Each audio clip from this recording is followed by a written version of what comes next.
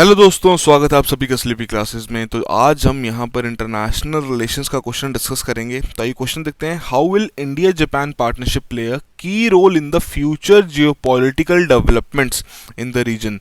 तो ये बेसिक सा क्वेश्चन आपसे पूछा गया है। कीवर्ड्स देखें तो आपके इंडिया जापान सबसे इंपॉर्टेंट प्राइमरी कीवर्ड है यहाँ पर। फिर बात हो रही है यहाँ पर फ्यूचर जियोपॉलिटिकल डेवलपमेंट्स के बारे में। तो ये बेसिक से कीवर्ड्स हैं जिनके आधार पर हम अपना स्ट्रक्चर डिराइव करेंगे यहाँ पर।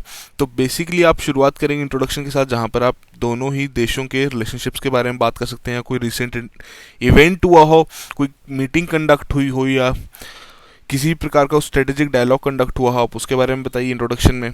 ठीक है जी। फिर आप आगे बढ़ेंगे अपने फ्यूचर जियोपॉलिटिकल डेवलपमेंट्स के ऊपर, कौन कौन से फैक्टर्स इसमें इंक्लूडेड हैं। ठीक है जी, इस इन डेवलपमेंट्स के लिए। तो ये बेसिक सी चीज़ें आप यहाँ बताएंगे। फिर अब कुछ चैलेंजेस भी होंगे जो कि ओवरकम करने बहुत ज़रूरी हैं, तो आप वो चैलेंजेस भी हाईलाइट करेंगे यहाँ पर।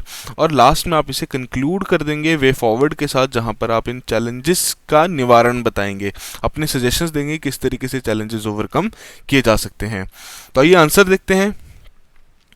शुरुआत हो रही है इंट्रोडक्शन के साथ, जहाँ पर बात हो रही है 13th India Japan foreign minister strategic dialogue, जहाँ पर दोनों ही देशों ने अग्री किया है, एक साइन किया है memorandum of cooperation in the field of cyber security, 5G network, internet of things, critical information infrastructure and artificial intelligence.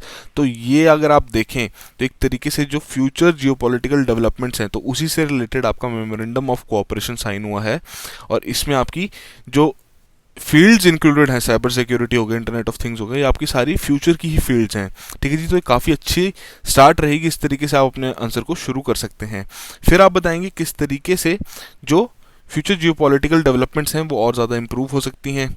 सबसे पहले आप इकोनॉमिक कोऑपरेशन के बारे में बताइए कि जापान काफ़ी की पार्टनर है in expanding new Delhi Tokyo ties towards the shared economic growth and prosperity in the greater Indian Ocean region. ठीक है जी, जिसमें इनका स्पेशल फोकस है कि पीस, स्टेबिलिटी और सिक्योरिटी बनी रहे इंडो पैसिफिक रीजन में। और इसी के लिए जो न्यू दिल्ली है उन्होंने अनवेल किया है एक इंडो पैसिफिक ओशंस इनिशिएटिव। काफ़ी इंपॉर्टेंट है यहाँ हाईलाइट करना इसे। और जापान एक काफ़ी बड़ा source of investment flows into India, accounting for 28.16 billion in FDI between April 2000 and June 2018। तो जितना आप इस तरीके का डेटा कोट करेंगे उतने ही आप अपने पॉइंट्स को जस्टिफाई कर सकते हैं। साइबर सिक्योरिटी के बारे में जैसे हमने अभी ऊपर बात की कि एक मेमोरेंडम ऑफ कोऑपरेशन साइन हुआ है, आप उसके बारे में बताइए। फिर अब एक काफ़ी इंपॉर्टेंट बात क्या है कि जितने भी अब आपके आंसर रहेंगे उसमें आपको कोविड-19 को एड्रेस करना बहुत इंपॉर्टेंट है। ठीक है जी, क्योंकि एक पूरी ही ग्लोबल इम्पैक्ट इसका रहा है, ग्लोबल इकोनॉमी पर एक इम्पैक्ट रहा है। तो जितना आप इन पॉइंट्स को डिस्कस करेंगे उतना ही आपका आंसर लगेगा कि वो करंट अफेयर से रिलेवेंट है। ठीक है जी। तो जैसे आप बता सकते हैं कि जो करंट पैंडेमिक सिचुएशन चली है और जो ट्रेड टेंशंस बढ़ती जा रही हैं बिटवीन इंडिया एंड यूएस, उसकी वजह से जो आपकी सप्लाई चेन्स हैं उस पर काफ़ी असर पड़ रहा है। और जापान ने इनिशिएट किया है supply chain resilience initiative as a trilateral approach to trade with India and Australia. तो ये काफ़ी इंपॉर्टेंट पॉइंट है यहाँ बताने के लिए।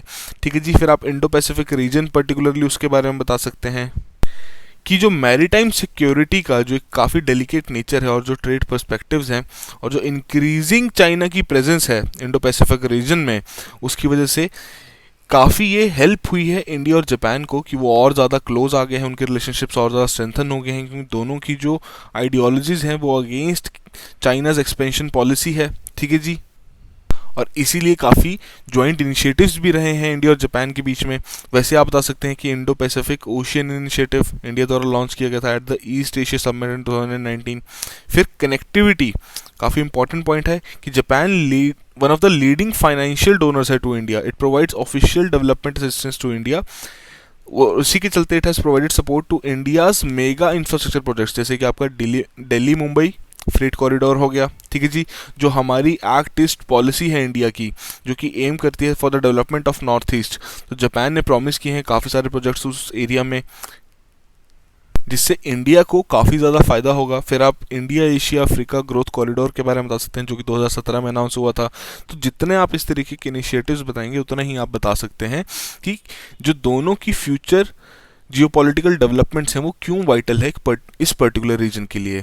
ठीक है जी। फिर बात कर सकते हैं आप शेपिंग रीजनल जियोपॉलिटिक्स की। स्ट्रेटेजिकली देखा जाए तो जो आपका नॉर्थ ईस्ट है वो सिंबलाइज करता है न्यू दिल्ली को, and Tokyo's united stand against China's controversial One Belt One Road initiative. ठीक है जी, जिसे इंडिया ने यूनिलैटरली रिजेक्ट कर दिया था पहले, जिसकी वजह से एक इंडिकेशन भी है कि दोनों कंट्रीज डिटर्मिन्ड है कि एक वाइटल रोल प्ले करेंगी in shaping the regional geopolitics in accordance with the vision statement of the 13th summit. फिर डिफेंस, बहुत इंपॉर्टेंट पॉइंट है डिफेंस कोऑपरेशन। क्वाड के बारे में आप यहाँ बात कर सकते हैं कि जो यूएस, ऑस्ट्रेलिया, इंडिया और जापान का एक ग्रुप है, एक सिक्योरिटी डायलॉग है, कोऑर्डिनेटर सिक्योरिटी डायलॉग, उसका काफ़ी इंपॉर्टेंट रोल है यहाँ पर। और इंडिया और जापान ने साइन किया है एक acquisition and cross servicing agreement, जिसकी वजह से दोनों की जो मिलिट्रीज हैं, दोनों ही देशों की, वो एक्सचेंज कर सकती हैं अपनी supply services during joint exercises. और जैसे कि जो आपके यूएन के भी और जो ह्यूमैनिटेरियन ऑपरेशंस रहते हैं उसमें भी वो पार्टिसिपेट कर सकते हैं। तो इन दोनों के जो डिफेंस रिलेशनशिप्स हैं वो इसकी वजह से काफ़ी ज़्यादा इंप्रूव हुए हैं। तो यहाँ पर आप कुछ एक्सरसाइजेस के बारे में बता सकते हैं, जैमेक्स हो गया, शिनो मित्रे, धर्मा गार्डियन, तो ये सभी चीज़ें काफ़ी इंपॉर्टेंट हैं। फिर आप बताएंगे कि अब कौन कौन से चैलेंजेस हैं जो कि एक हम कह सकते हैं रिस्क पोज कर सकते हैं ऑन बोथ ऑफ देम, कि इंडिया और जापान की जो रिलेशनशिप्स हैं उसमें किस तरीके का खतरा है। तो पहली बात कि जो ट्रेड वॉल्यूम है, ठीक है जी, जो इंडिया जापान का ट्रेड वॉल्यूम है वो जितना एंटिसिपेट किया था उस हिसाब से रिजल्ट्स नहीं आए। 2011-12 के देखें तो 18.43 बिलियन, और जो कि अब आपका 2016-17 में 13.48 बिलियन आके रह गया है। ठीक है जी, और दोनों के ही काफ़ी डाइवर्जिंग इंटरेस्ट हैं in economic issues like e commerce rules, ठीक है जी, RCEP।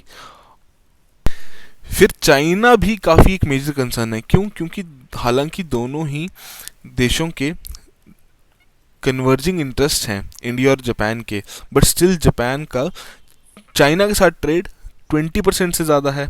और इंडिया ने भी अडॉप्ट कर ली है एक non aligned approach as opposed to stauncher pro US foreign policy stances of Japan and Australia, कि इंडिया को भी यहाँ पर कहीं ना कहीं अपनी अलाइनमेंट दिखानी बहुत इंपॉर्टेंट है। जो हम बहुत सालों से फॉलो करते आ रहे हैं नॉन अलाइनमेंट अप्रोच, वो अभी तक तो फ्रूटफुल रही है, बट आगे के लिए अलाइंसेस अगर अपने स्ट्रॉन्ग करने हैं तो कहीं ना कहीं उन्हें अपनी अलाइनमेंट तो दिखानी ही पड़ेगी।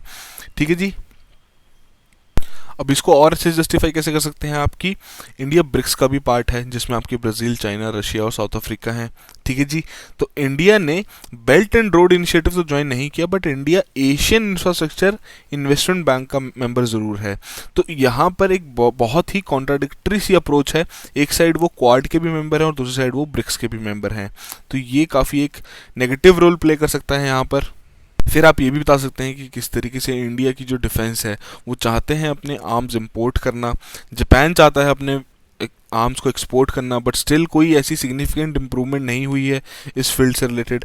और जैसे जो हमारा एशिया अफ्रीका ग्रोथ कॉरिडोर है उसमें इस प्रोजेक्ट की इम्प्लीमेंटेशन में भी काफ़ी डिलेज चल रहे हैं। तो ये बेसिक से चैलेंजेस है जो यहाँ आप बता सकते हैं कि जो रिजॉल्व करने बहुत ज़्यादा इंपॉर्टेंट है।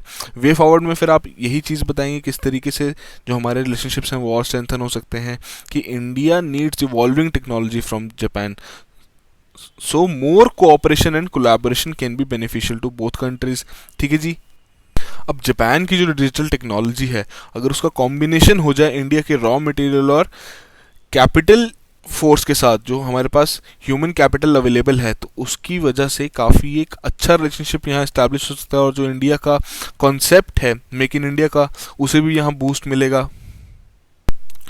और लास्ट में आप ये तो बता ही सकते हैं कि जो चाइना का इंक्रीजिंग रोल बढ़ता जा रहा है आपके एशिया और इंडो पैसिफिक रीजन में, तो अगर दोनों ही कंट्रीज एक साथ मिलकर काम करेंगी यहाँ पर, तो उस रोल को वो काउंटर कर सकती हैं दोनों ही physical as well as digital space में।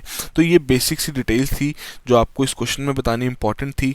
तो मैंने आपको दोबारा कहा है, पहले भी कहा है, कि जितने भी आपके इस तरीके के फैक्ट्स रहते हैं या कोई भी आपकी रिपोर्ट की स्टडी रहती है तो उसे कोट ज़रूर कीजिए अपने आंसर में, ताकि जो आपके पॉइंट्स हैं आप उन्हें जस्टिफाई कर सकें। तो आई होप आपने सभी ने ही इस तरीके से ही इस क्वेश्चन को आंसर किया हो और अच्छे मार्क्स यहाँ पर स्कोर किए हों।